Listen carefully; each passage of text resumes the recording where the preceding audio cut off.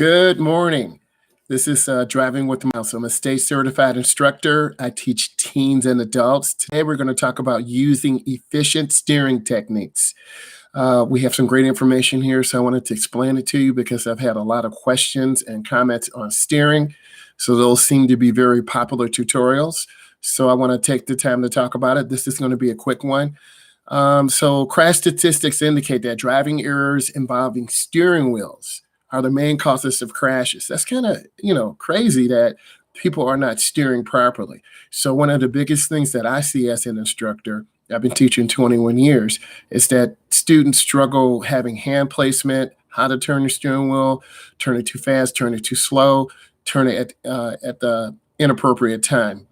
Methods to use controlled steering inputs for drivers are often outdated. So there needs to be more research to get this stuff more current to help students understand.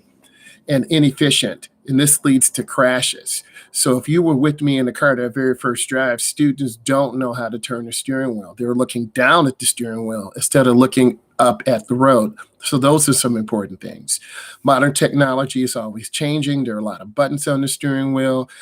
Typically when students, and this doesn't involve the steering wheel, but I want to talk about this in a moment, when they make turns or lane changes, they accidentally push the blinker out, which turns on the high beam lights. So, you really have to be taught that. You need to understand that, and then you'll be more efficient. So the steering wheel is round, obviously, and it's changed dramatically over the past 3 to 5, 10 years, where there are a lot of buttons on the steering wheel, cruise control, radio, phone.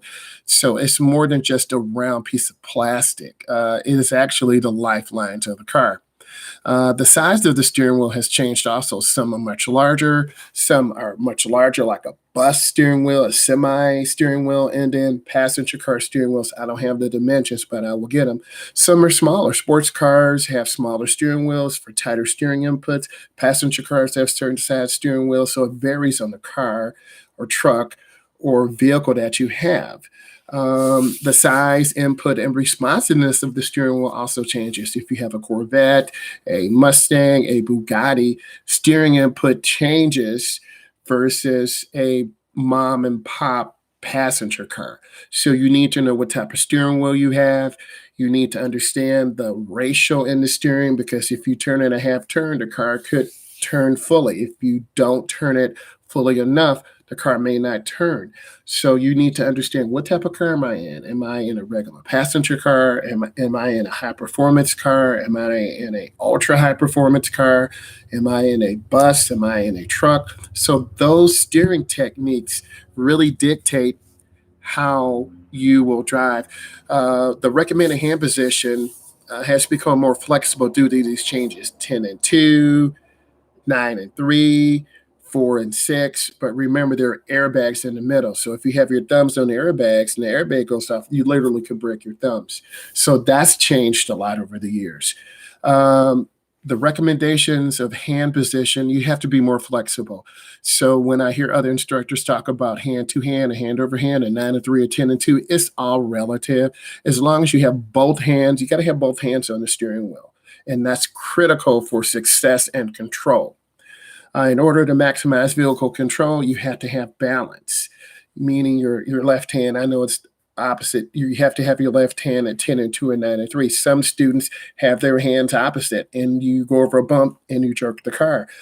So you got to have your hands at 10 and 2, 9 and 3, 4 and 6.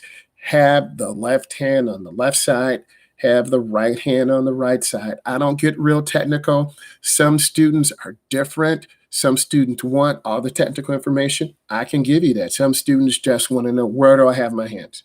And it varies on the student. Over the years, I've learned not to overload the student.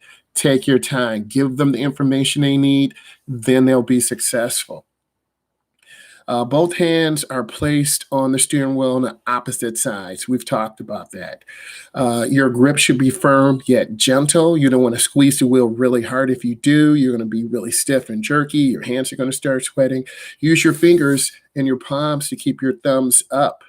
Next, never turn the wheel while gripping it from the inside rim. You're going to throw the vehicle. We don't want to throw the vehicle. We want to turn hand over hand in, hand over hand out. And I'm literally going to look down. This is what beginning drivers do. They look at their hands instead of looking at the road. So I try to teach my students to look up and aim high, right?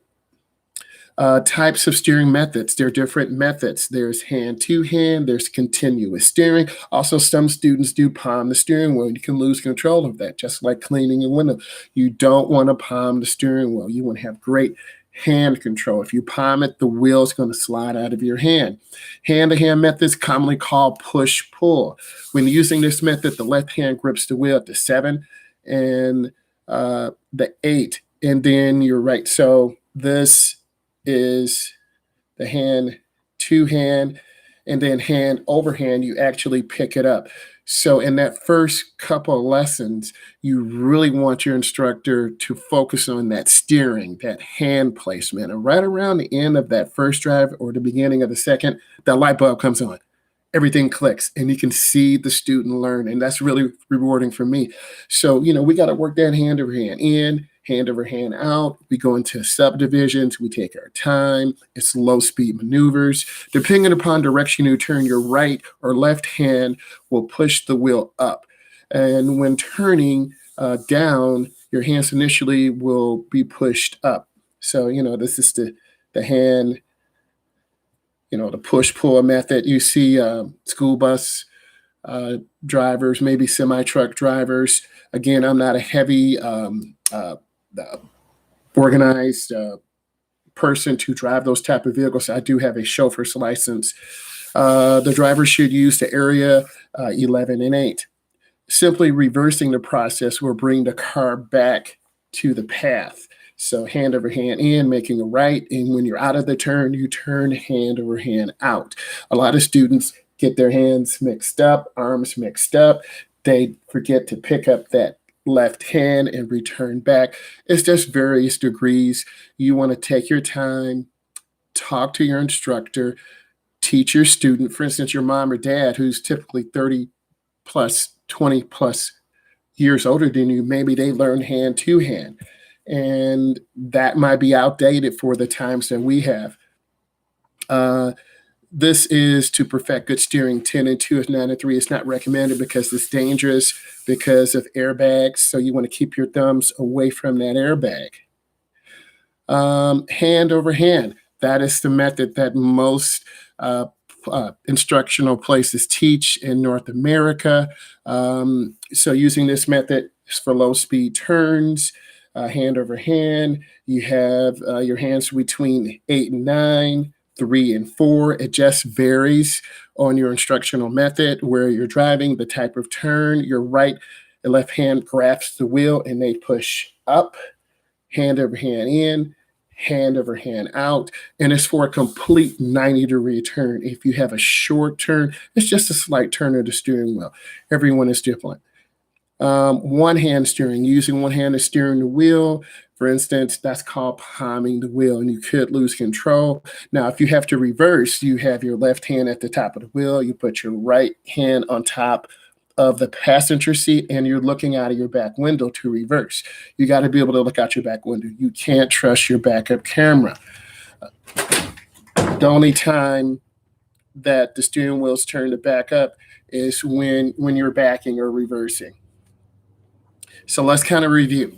We've talked about hand-over-hand steering techniques. It varies from where you live. Using efficient steering techniques is critical for your development. Parking, you have to turn hand over hand. Parallel parking. Stall parking, it requires that hand over hand. And I will do another tutorial and upload that. Reversing. You go past your driveway, you reverse back, you turn hand over hand, you reverse the car into the parking lot. That is critical. So you have to have good speed control, good steering. Merging on the freeway, it's just a slight turn of the steering wheel. Any 90-degree turn requires good hand over hand in, hand over hand out. So that steering technique is very important. Thank you for the thumbs up. When you have good hand over hand steering, that makes you a complete driver. On your road test, you're going to make right turns. If you just do a little half turn, the car will not turn properly into the lane. You want to turn into the nearest lane, it requires you to slow down, look left, look right. You turn hand over hand into the turn. And once you're in that first lane, you got to turn hand over hand out. If you don't turn hand over hand out, you're going to lose control of your car. And that's going to be a deduction. Either you're going to hit the curb to the right or you're going to drift out of your lane to the left, and you will get a deduction. So you need to be able to master those techniques, be consistent in your steering. And when you're consistent in your steering techniques, you're going to be able to master great steering, have great speed control, have effective backing, effective parking. And when you have those good hand over hand turns, it's all about consistency. And that's what your DMV tester, that's what your road tester, those first driving lessons with the certified instructor, that's what he or she is looking for. Good hand over hand steering. And you have to show your students. If your instructor does not show you, then you need to have that conversation. Because just because you pay for your lessons, driving is a privilege. It's not a right. You've got to demonstrate good control. So we start off in parking lots. We start off in neighborhoods. Then we go to a downtown area. We're making hand over hand right turns, hand over hand out. We're making left turns. We're going up to the middle of the intersection, yielding for traffic. Let that traffic clear. So let's review. I'm a state certified instructor. I teach teens and adults. This has been Driving with Myles. If you haven't done so, I need you to subscribe to my channel. Look at my content, give it a thumbs up. I do appreciate you. I have some really good information coming in the next couple of videos. So I think it'll be very educational to you. Thank you for the support. God bless you. Subscribe to my channel.